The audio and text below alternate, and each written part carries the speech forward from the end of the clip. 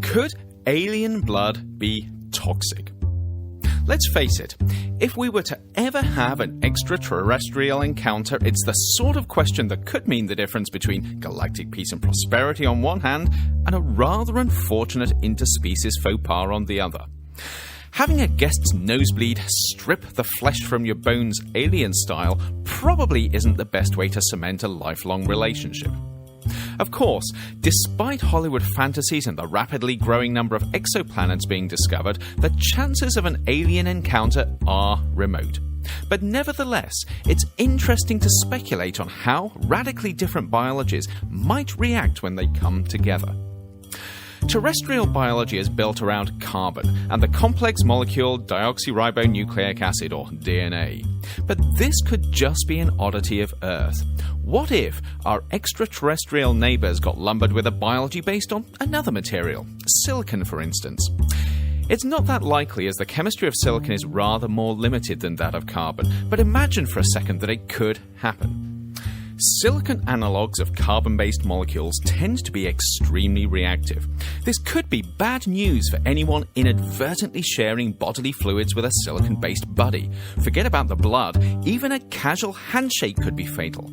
But truth be told, our blood will probably be just as toxic to them as theirs was to us, probably more so.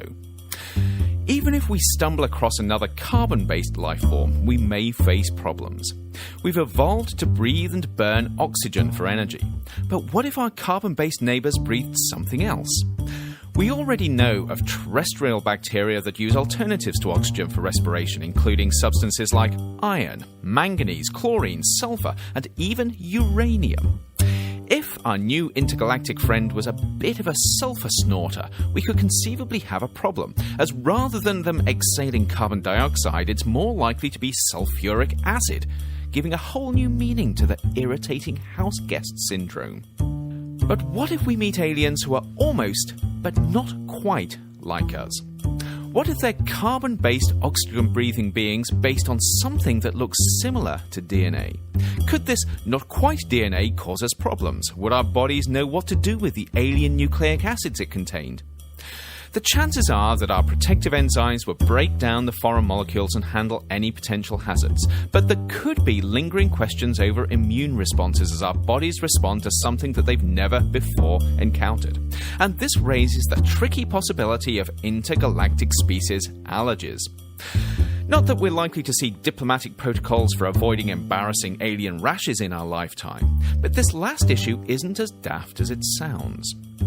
Scientists are already playing around with new molecules that might conceivably form the basis of totally artificial life forms.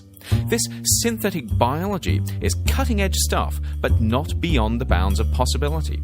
So while we are highly unlikely to come face-to-face with true extraterrestrial aliens, given the speed with which science and technology are now progressing, it could be only a matter of time before we make our own homegrown aliens. At which point, asking whether alien blood could be toxic won't be quite as silly as you might think.